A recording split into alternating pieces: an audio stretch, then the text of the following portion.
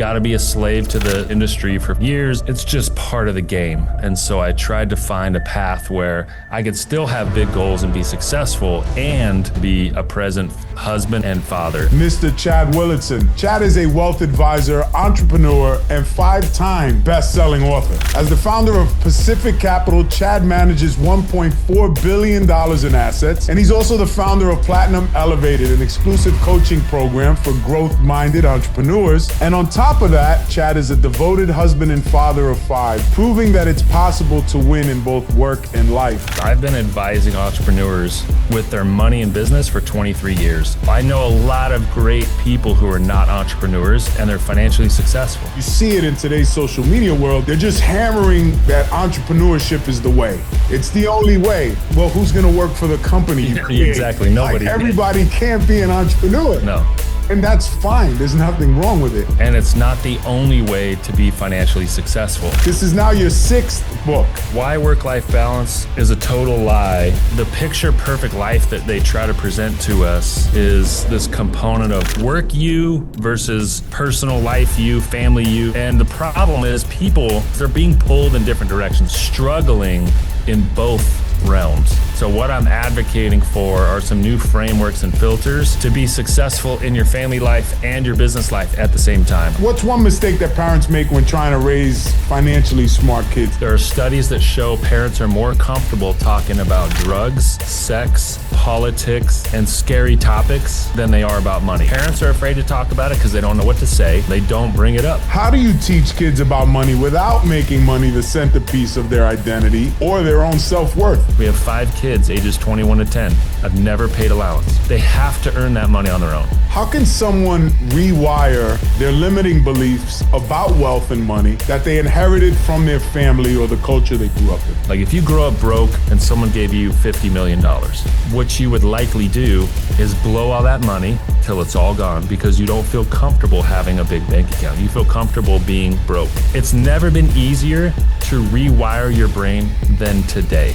Books, the internet, look for mentors, for people to follow on social media, YouTube, all these podcasts. I really hope that your listeners take a moment to dive in and get a little bit of that financial education because I've seen people come from absolutely nothing and create a life of their dreams, just like you, my friend. And it's possible for everyone listening to this to create a life of freedom and success, a new path and a new life for you and your future.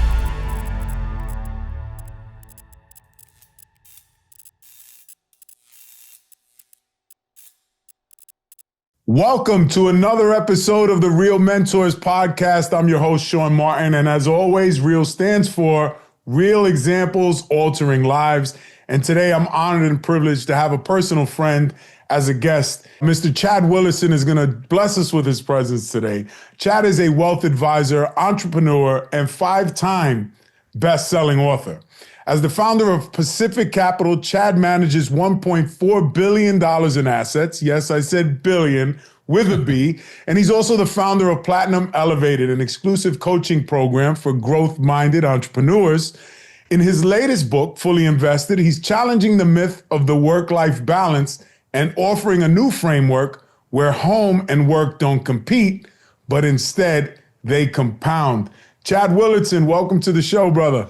Hey, thank you so much for having me on, man. This is awesome. My pleasure, man. I aim to do this again in person, but I know we've got your book coming out next week, and we wanted to do our best to make sure that the world knows about that. And I exclusively left out, but would be remiss not to mention that Chad is a proud husband and father of 5 amazing children. Yeah. What an inspiration. Chad's also a Zenith brother of mine. Let's jump right into it. Chad and I met in Palm Beach last November at our inaugural Zenith event. And we had just heard from Tony Robbins the day before.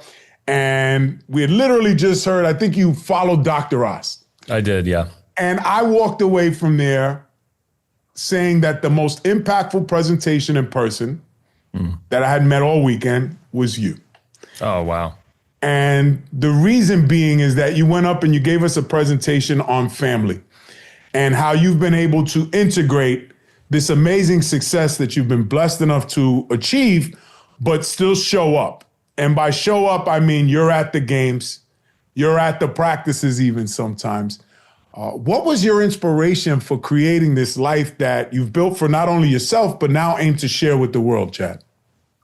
Well, first of all, thank you. That means a lot. I remember you mentioning that in person and a couple people saying that to me, and it was extremely humbling. I was nervous to present. I didn't have a pre-planned like slide deck or anything. So when I was asked, I was like, you know what is on my heart the most? And I wanted to talk about showing up for your family in the pursuit of success and during success rather than what a lot of people do, which is just put family on the back burner while they're building their business. And so that for me started at a young age. My parents are great examples of that. They showed up for me.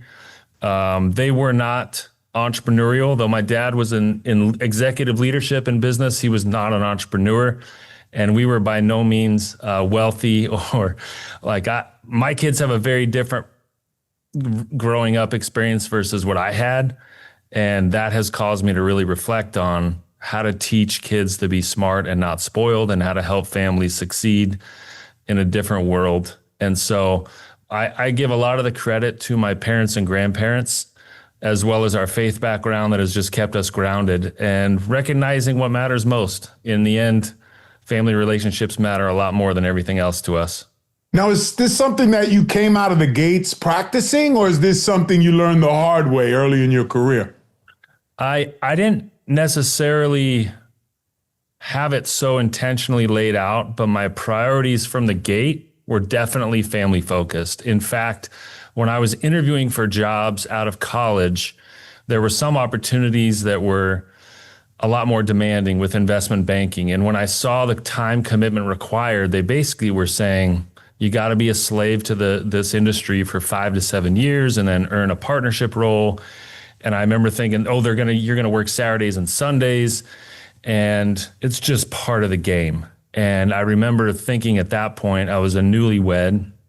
We were married in college. We were both sophomores, totally broke, just in the basement apartment. And I just thought, would that help me reach my actual long-term goals of having kids and being an engaged father and husband? Or would that be at a conflict? And those opportunities, those job opportunities felt like they would hold me back from what I really cared about. And so I tried to find a path where I could still have big goals and be successful and manage my time more wisely to be a present husband at the time and future father. And so originally wealth management was like, look, you're going to make nothing and you're going to have to build your own business, but it's up to you to get results and on your own time. And so I just felt if I was really efficient with my time, I could somehow make it work where I wouldn't be gone working 100 hours a week. And so that's what I went for. And you definitely hit the mark. So you started at Merrill Lynch. How long were you there before you decided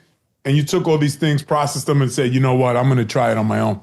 I was there 9 years and I probably never would have left if not for the Great Recession, when all of the Wall Street banks were being purchased by the banks. Like Bank of America bought Merrill Lynch.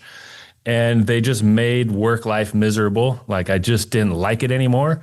So it was a blessing for me in disguise because everything I'm excited about in my life has come from the freedom to create as an entrepreneur.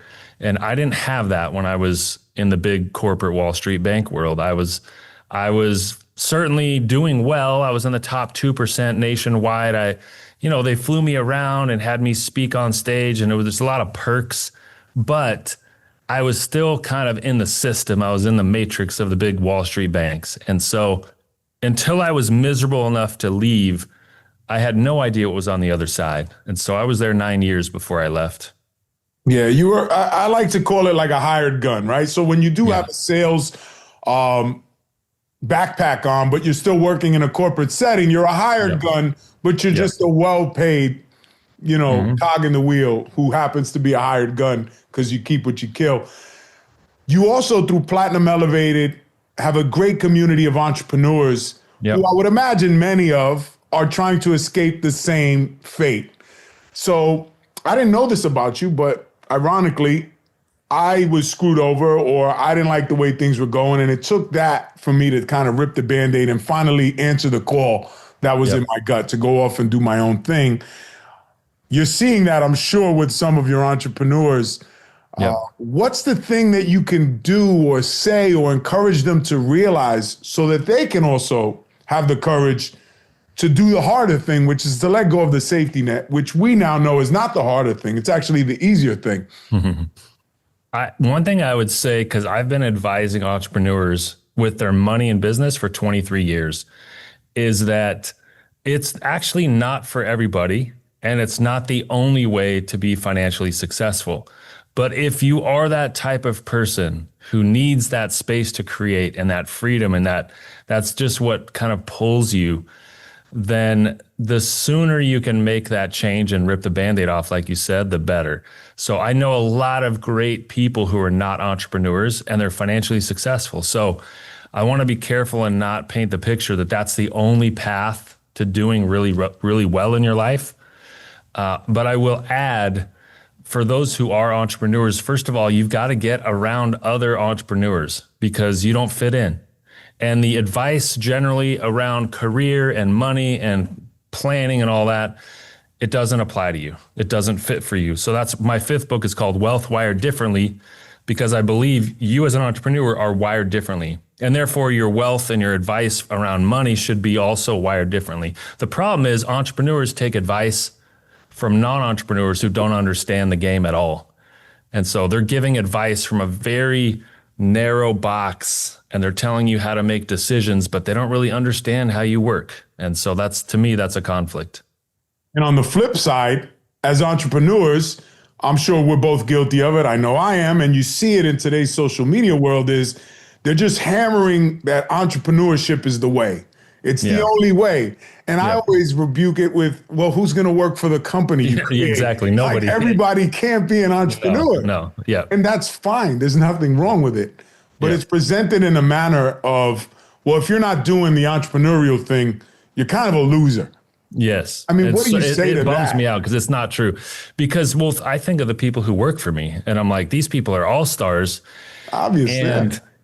And they're in an entrepreneurial world, sphere, like mindset all the time. They don't think like someone who works for a massive public corporation. So they have to be entrepreneurial.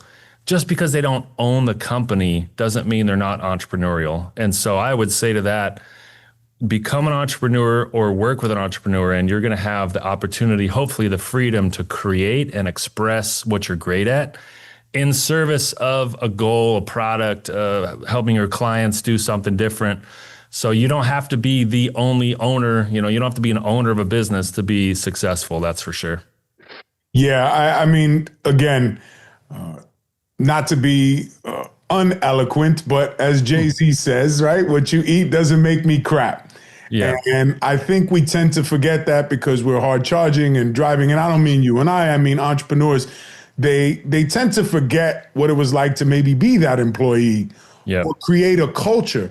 So entrepreneurship can teach you all this self-development, and then you can inject that into a culture. That's right. In your own system, but to actually shun it, for anybody out there who's looking for a coach or some entrepreneurial advice, if the person you're looking up to is preaching this, you probably be cautioned to be very careful because it's obvious that person hasn't run a real business.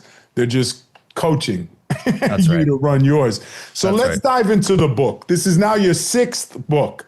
Correct. And I've had the pleasure of reading a couple. My favorite, Smart Not Spoiled, because me having young children and an 8-year-old, having come from poverty and now being, well-to-do, boy, it's a big obstacle. The first inclinations to spoil our kids. But now you're coming with something for the grown-ups and something for business-minded entrepreneurs.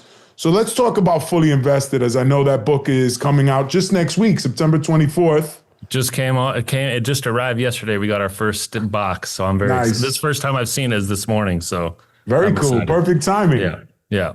I'll be ordering my copy shortly, my friend. Thank you. Thank you. Yeah, this book really, I mean, it says why work-life balance is a total lie, 7 strategies to win big in business and at home. And really, like you said in the great intro, the picture perfect life that they try to present to us is this component of work you versus personal life you, family you, like different versions, different hats, like a pie chart of time division, and that they're competing. And the problem is people will be at work and they'll be feeling guilty because they're not at home with the family, or they got needs. They're being pulled in different directions, or they're at home and they're checking their email and they're checking their Slack and they're thinking about all the stuff they got to do for work. And in that sense, you are struggling in both realms. And so what I'm advocating for are some new frameworks and filters to be fully invested at the same time, to be successful in your family life and your business life at the same time. I want to present a different way because I'm tired of the hustle gurus and the hustle culture saying, hey, you got to give up sleep, you got to give up your family, you got to give up your health, do whatever it takes to make more money. And I'm like, that doesn't resonate with me. So for people who want something that says I actually can have a good personal life, I can actually have a family that I've got relationships with and be successful at the same time, this book is for those people that actually want both at the same time. I have the pleasure of knowing you personally, so I know you're the real deal. Thank you. But for someone who's just listening and you don't know who Chad is, right? He's kind of a big, and you'll never know it if you meet him because he's super humble. But the real trick here is when you see Chad on social media, he is at the volleyball game. He is at the basketball game. He's literally created an intentional life from the outside looking in, which seemed unobtainable, I should say. Because to me, a gentleman who was struggling, and you remember maybe my first shares there at Zenith were, I do. Yep. If I go off and build this incredible life that I have in my gut and I've been designed for and I'm dreaming of, what's going to happen to my family? I'm going to leave them behind. I'm not going to have the time. And then I meet you and I'm like, oh, that was just a bullshit story I was telling myself. But I got to be honest, brother. There are very few people who are able to keep those things in balance. And I think it's because their intention isn't necessarily to do so. So when they set out, they're setting out to build that business or solve that problem in the marketplace and add as much value to scale as they can. But they're just not giving as much attention to their family. Yeah. So in that regard, when you start with intention, what are some of the things you can do maybe early on in your career or the younger version of you, some of the missteps you could have avoided? Yeah, I think it starts with your desire. Like you said, if you want, you have to want it and you've got to be honest about it. But I actually believe a strong family foundation is an accelerator for your business. I believe that if you're good, look, just think about it. If you have a great week at home with your wife and your kids and things are going well at home, aren't you going to show up better at work? I think you are. On the flip side, if you're having struggles at home, if there's communication issues, like my marriage is not perfect. I've been married 24 years. Like Amber and I have had disagreements. We've had struggles. We've had days where we don't want to talk to each other. And those days, I'm not very good at work. I'm just not. Like I try to be. I try to just, put the mask on and go to work and just put my head down and go, but it's not the same. But when I can show up and say, you know what, my kids and I are good. Like I hugged my kids and said, I love you. And we spent some time together. We did something this weekend that was meaningful. And my wife and I have a date night scheduled tomorrow night. You know what? I'm going to show up a little differently on this podcast or on this client meeting because I feel stability and strength from my home. And I feel like that is what's missing most. Too many business leaders reject that and think we don't need it. Like as long as I just make more money, everything is fine. But I think that's very that's hollow, that's empty, and that's shallow because I've seen it in my own life. So many people have broken families and big bank accounts. And I've never wanted that. Now, don't get me wrong. I still want a big bank account, but I don't want a broken family. So what you can do in the beginning is to not leave the family behind and prioritize including them. You don't have work-life balance, but you have work-life integration. So having conversations about work with your family. There were many times where my wife could not explain what I do for work. So people would say, "What does your husband do?" And she'd like fumble over it, and I'm like, "All right, we got to go over this. You got to really understand what I do so that you feel confident when someone says, 'Hey, what does your husband do? What's his business?'" Right. And so I think the more you can involve your family, and the simplest thing we always prioritize and we still do is family dinners. We just got back from Scotland yesterday.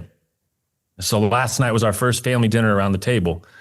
And what do we do when we're around the table? We go around and we share our highlights and our lowlights of the day.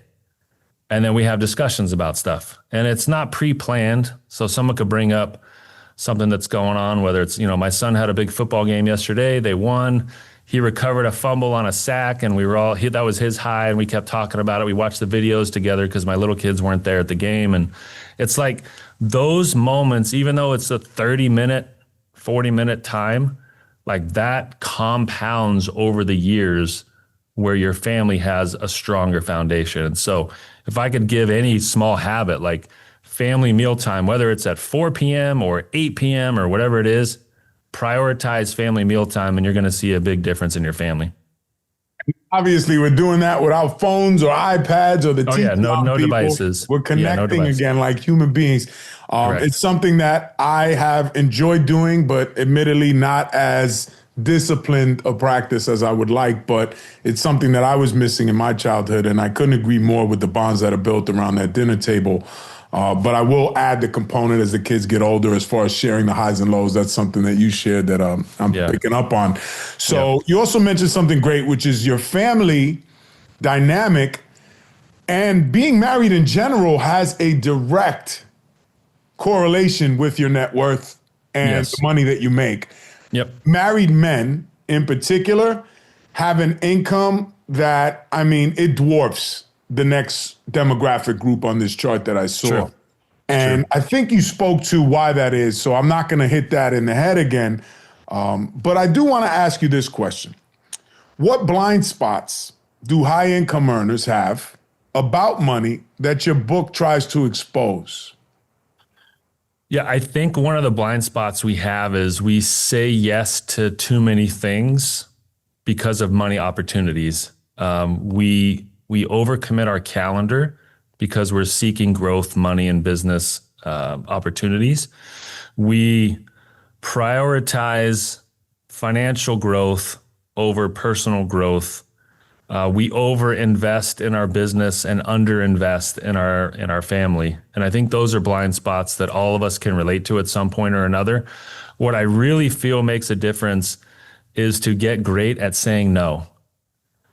If my kids have something important that means a lot to them, I'm going to say no to almost everything else.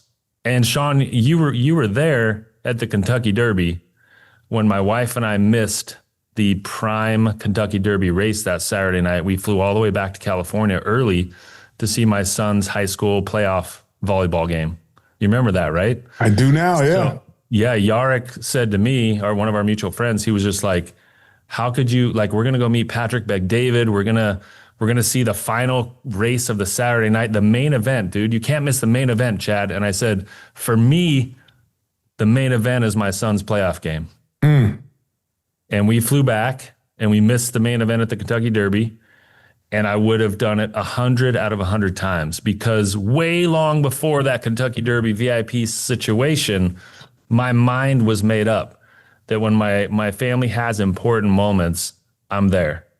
It doesn't matter to have all this financial success and wealth and all this stuff if I miss the things that matter to my family. And so that right there, I bring it up because I remember you were there and we were having a great time, but there's nothing that will cause me to compromise what matters most.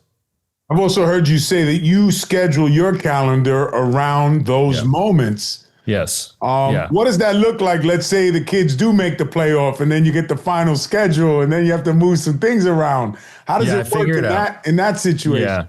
Yeah. And I'm fortunate enough to be able to be flexible in business commitments at this time. I used to use Outlook Calendar, and that was available to all my teams at work and my assistants, and they would schedule stuff for work and appointments and calls and Zooms. And then what I realized was on my Outlook calendar, I didn't have family commitments. I had family commitments on my phone, but not on my Outlook calendar. So they would schedule appointments or Zoom calls or stuff without being aware that, oh man, I was going at 3:00 to see my kid do something, right, in the afternoon. And so I scrapped the Outlook calendar. I said, I'm switching to Google Calendar only. I'm not going to look at a business calendar. And the Google Calendar has me, my life. So I will pre-schedule. Once my son's football schedule comes out, I say, put everything on the calendar. If it's an away game, give me drive time to get to the game, and then schedule business in around it. And it's kind of like that analogy. Maybe you've seen that object lesson where you have the big tennis balls or the big rocks, and the sand and the pebbles fill in afterwards in the bucket. And if you put in the sand and the little pebbles first, there's no room for the big tennis balls or the big rocks. And so for me, I put the big rocks in first, and that is the most important stuff that comes in first. And then I'll fill in business commitments and calls and things like that after. Most of the time, business things can be scheduled around my personal life. Not always. I'm not going to say that I'm 100% attendance on my kids' stuff for 20 years, but most of the time we can reschedule or we can move things around, and I can say, hey, could I do that call at 2:00 instead of 3:00? My kid's got something going on, and it's not a problem. For anybody that's listening to this who is not at an elevated point in their career, excuse the pun, they're not in an advanced stage of their career where this flexibility and this freedom is not available to them, what advice could we give them in terms of when it comes up against choosing family and work? And sometimes, let's be honest, we're just going to have to choose work because they're being paid to be there. How can we mitigate that, or what advice can we give those folks? I think communication of priorities. Like for me, for example, I came into the office here. I'm in the studio in our main headquarters, and one of the ladies was not here, and our office opens at 8 a.m. And I said, hey, where is so-and-so? And they said, oh, her daughter has a school play this morning, so she's going to stay and work a little bit later. That's great. I have no problem with that. So she could be at work missing that school play and feeling resentful about her job working for me. Or she could communicate with the team and say, can I start 2 hours later and then work 2 hours later because my daughter's got a school play? Of course, I'm going to say yes because I understand her priorities. And so if you're not in a situation of complete freedom, then just communicate with clients, customers, your boss, your colleagues, and see what you can bend and be flexible on. Because in the end, if you miss everything that your kids do for those first 18 years, you can't go back in time and build that relationship. So I think you've got to prioritize family in the early days. It's like investing, and then the dividends pay off later. Well, we're on the subject of kids. One of my favorite books, as I said, was Smart, Not Spoiled. And it teaches our kids about money. I noticed that I needed a little teaching about money myself, even at the ripe age of 47. So I'm not embarrassed to say it. What's worked for me has worked for me up to a point, right? And when it comes to investing, it's the same thing, right? You got some people that believe in the stock market, some that won't touch it with a 10-foot pole. Real estate's their game. How did you and continue to teach your kids about money? Because I know it's tricky. What's one mistake that parents make when trying to raise financially smart kids in the beginning? The biggest mistake parents make nationwide is they avoid talking about money. There are studies that show parents are more comfortable talking about drugs, sex, politics, and scary topics than they are about money. It's the least talked about thing. They don't bring it up. And so it's like this taboo subject. And so parents are afraid to talk about it because they don't know what to say. Kids grow up through high school. They know how to dissect a frog, and they can tell you the inner membranes of a cell, and they don't know what investing is. They don't know what a credit card is. They don't know what taxes are. They don't understand a savings account versus a checking account. So we are failing the young people by not having those conversations. And so what I say is, you don't have to have all the answers, but you have to start having some conversations about money. You could take a 3-year-old in the store and walk down the aisle and say, Here's a cereal that's $7. Here's a cereal that's $4. We're choosing this cereal because it's healthier or because it's cheaper or whatever it is. Like you start saying, you know how daddy or mommy goes to work? Well, because we go to work, we have the money to then buy this food at the grocery store. You know, you just start explaining some of your decisions and how money works, because all they see is you click an Amazon button on your app and a box appears at the door. Or you swipe a little plastic rectangle and people give you tons of stuff at the store. They don't understand how it works because we don't teach them. It's so nefarious, but it's designed that way because we come from a time where we had cash. Of course. To some extent, and then obviously it got phased out. But you would actually feel the money disappearing versus now you're never going to have that. Most people don't even carry cash. I still got the old school New York City guy, so I always have some cash in my pocket. You never know. That way, if a robber comes, we can always pay them off to leave us. True story. Be like, that ATM's going to get canceled. Here, brother, take the cash. We'll see you later. So this is a question that's really close to my heart because of where I come from and the ignorance around money. And it ties not only into school, because that's universal to everybody. School doesn't teach us about money, but to the poverty mindset that I came from. And even to some extent, I know your story. You come from a working class family, but there was an ignorance around money. What's the one thing, if you could do to redesign the school curriculum, that you do? And what's the first money lesson you'd add that's obviously missing? I would teach money as a required subject in school from probably first or second grade all the way through college.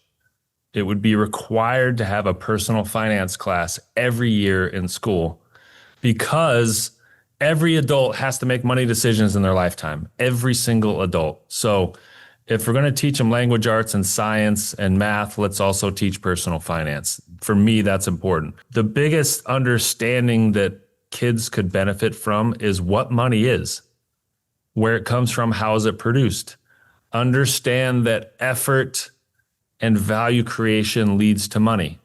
And so you can sell your time and you could work for hourly wages, or you can sell your results and do things like sales or consulting when you grow up. So if you want to sell your time, that's fine. There's an upper limit on that. If you want to sell your results, there's not as much of an upper limit. That's why businesses can grow quickly, because they're giving more value at a quicker pace, or you can sell a lot more products in a less amount of time. So what I want my kids to have is experiences doing both. So my kids have had experiences working at jobs where they're paid by the hour, and they've also gotten experiences where they are selling a service or a product. So my second child just started his freshman year up at college last month. And I said, you have 1 week to find a job and report back to me. And it doesn't matter that he comes from a wealthy family. I'm not paying for all the stuff that he wants to do in college. So I wasn't sure what he was going to do. And I know one of his dorm mates was going to get a restaurant job. They were going to be like a busboy or a waiter. And he came back. He said, Dad, I'm really excited. I got a job. I'm going to be a landscaper and a groundskeeper on campus. And so he's literally mowing lawns, edging, like digging dirt, planting bushes. He's going to be shoveling snow when the winter comes around at like 4 a.m. before he goes to class. I was so proud of him, Sean. Like I couldn't even stop smiling. I'm like, man, that is awesome, because he's getting his hands dirty and he's not afraid to do it. He's not above it. He had no hesitations. And I just think that kind of work ethic is really healthy. So teaching kids to work and create value and not just paying them an allowance because they're alive and they're breathing another week. I can't move on to the next question without an off-color joke, but Go ahead. Who said that immigrants were taking all the American jobs? That's right. We've got hardworking, rich 18-year-olds in college willing to do them. That's what I'm saying, man. I'm proud of him. I'm proud of him. Yeah, I remembered you shared that on our group text, and I was just blown away by that because, I mean, for people that don't understand the context, it's very possible for Chad to be in Florida at a collegiate game for one of his sons and then fly back on the private jet to be back in California later that day to have dinner with the family. Like, they live a life that most people would die for, but still somehow maintain humility. enough so that within a week or two, he had a job on campus and not in the computer lab and not doing anything cushy, but doing the hardest probably job that he could have found. So kudos to you. Kudos to Amber. Kudos to your son and everything you've instilled in them. Which brings me to the question after I got my silly joke out. How do you teach kids about money without making money the centerpiece of their identity, their ego, or their own self-worth? Well, I remember my daughter, who's now 21. She was, she's a D1 basketball player, and she's a top 40 player in California in high school out of 15,000 girls. Very good basketball player. And they changed the practice schedule her senior year, and she told the coach in a team, she was a team captain, and in the huddle, she's like, I can't practice at that time because I have work. And all the girls on the team started laughing at her. And they're like, work? What do you mean work? You're rich. You don't have to work. And she said, I'm not rich. She said, my parents might be, but I'm not. And I have a job. So if we can have practice earlier, then I can come to practice and then go to work. And she said, Dad, like people's faces were just like, what? They didn't understand how this, because no one else on the team had work in high school. And so what I think is we don't give them handouts. My kids have never come to me, and my teenagers, and have said, Dad, I need $40. I'm going to the movie and out to dinner with friends. Ever. Like I've never, and when I say never, Sean, I mean never. I've never handed them money to go do stuff with their friends. They have to earn that money on their own. I've never paid allowance. We have 5 kids, ages 21 to 10. I've never paid allowance. So if they do things that we incentivize them to do, they can choose from a menu of opportunity. So if they want to go clean the garage and earn $40, they can do that. If they don't get it. So they've got to do some things because they live here. They got to take out the trash. They got to make their bed. They got to do the dishes. They got to help wipe the counters. They do stuff like that just because they live here, and that's not paid. But if they want to earn money to do stuff or buy stuff, then we have a list of things that they can choose from. So it's up to them if they want to do stuff. If they want to earn a couple $100 in 1 week, they can put in the work and grind and get it done. If they don't, and their friends are like, hey, let's go to the movies and get some food, I don't know where the money's coming from. It's not coming from me. So that's just the way we've always raised them. And I feel like it's kept them grounded. And they know that if they want something, they have to work for it. Yeah, I've taken so many pages out of your book when it comes to that. What I did was create a non-negotiable chores list. Love it. She's 8. Yeah. So I'm having a bit of a rough go at it because you got to like hover over them. Even when she goes to brush her teeth, it's like you got to stand over her so she doesn't walk around the house while she brushes her teeth. But it's the non-negotiables. Open up the curtains, pick up after yourself, make your bed, all the things, right? You don't get paid for that. But then the qualifiers would be, all right, take the bag of garbage down to the garage. Right. We'll do a quarter per bag, just, there you go. Shits and giggles. I like that. I like that. And a lot of that came out of your book. You went further. So we talked about handouts, and that comes to a mentality. You also mentioned the same thing with your babysitters, which I thought was fascinating. If you don't mind giving us, I don't know, a minute or two of explaining the Willardson babysitting or the Willardson babysitter guide. Truck. That might be the most viral thing I've ever created. I think at one point there were like over 10,000 requests for it. So if your listeners want our babysitter guide, go to my website, chadwillardson.com, and request it. We'll figure out a way to get it to you. But basically incentivizing babysitters. And so sometimes some babysitters are amazing. Some don't do anything. They sit on their phone, don't even put the kids to bed. Like we just had mixed experiences. And so I created an incentive guide that basically said, you can make a ton of money, you can be overpaid, or you can be way underpaid. And here are the expectations. And I just was very clear. And so we'd have the babysitter come and I would say, hey, here's the situation. If you can report back that you did all these things, you're going to make way more than the average hourly babysitter. If you choose to leave a mess, turn the TV on, put the kids to bed late, sit on your phone, you won't be invited back and you're going to be paid way less than the average babysitter. So I just put the ball in their court, which I feel teaches accountability and responsibility.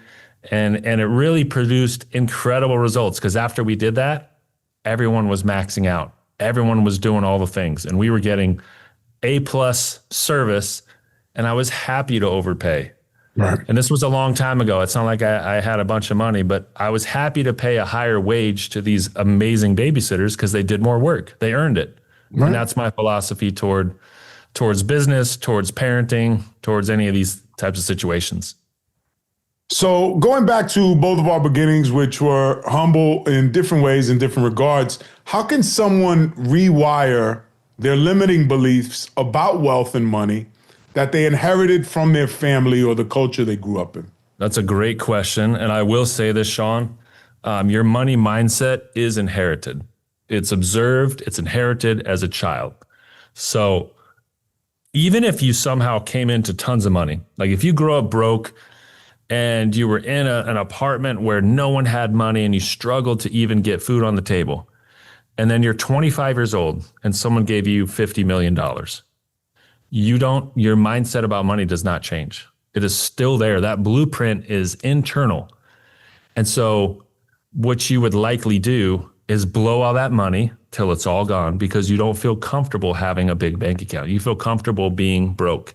And that's not your fault. It's just where you grew up. It's how the people talked about money in your home, right? So the biggest way to change that is to get a different mindset and plant that seed in your head about money. Books, YouTube, podcasts, the internet.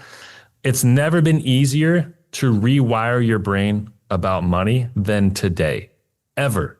For me, I got into books. Like I hated reading in high school. I hated reading in college. And then when I started my new job and I was in the money management world, I realized I don't know anything. But some of these really smart people have written stuff down, and I'm going to try to learn from them because I'm not going to learn from my background. That's not going to change how I think.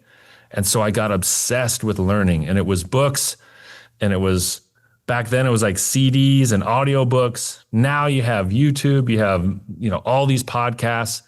You can literally say, I'm going to give myself a full rewiring of education about money and business and about goal setting. And it's totally possible. So you need to look for mentors, for people to follow on social media, for books to read, and you can change all of it in a very short amount of time. So it's so possible now, and I'm very encouraged by it. Yeah, it's the energy you surround yourself with for sure. First thing I always encourage people to do is take a look at their social media feed. What kind of energy are you pumping into your day? And they're going to give it to you. Whatever you're spending the most of the time on, whether it be politics or fitness or just stupid memes of people falling on their face, that's what you're going to get more of. So that's true. How do we get more of Mr. Chad Willardson? How do we learn more about this book? And how do people get a copy if they're interested? Yeah, if you want to copy this book, go to fullyinvested.com. I've got a bunch of anecdotes there about how this book's going to change your life. For anything else that you're looking for more connection with me, it's just simple. It's just chadwillardson.com. So I look forward. I really hope that your listeners take a moment to dive in and get a little bit of that financial education, because it really starts with your mindset. And I believe financial freedom is possible for anybody. The reason I believe that, Sean, is because I've seen people come from absolutely nothing and create a life of their dreams, just like you, my friend, like just like you. I've seen so many people come from harsh backgrounds and create success. And so because of those people that I've met, I know it's possible. Yeah. And it's possible for everyone listening to this to create a life of freedom and success. You don't have to be stuck in your background that has been difficult. You can create a new path and a new life for you in your future.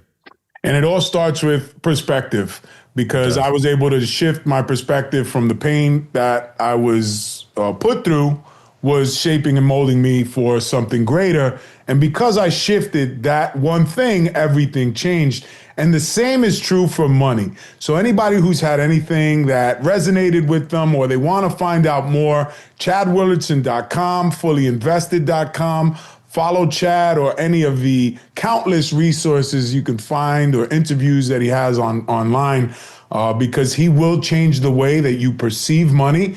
And by doing so, you will pass on good energy, good information, and good mentorship to the next generation. So it cannot be said enough. Thank you, my friend. I really appreciate you coming on today. We will do this dance again in person, I promise you. For sure. Once our paths cross where it aligns for that. And I can't wait to see you in November in Mexico. And we will compare tans then, my friend. Good luck with that. All right. Thank you, Sean. Appreciate it. Thank you. Thank you guys for tuning in. We're going to have all of Chad and the book's information in the bio. Thank you as always. Let's get it.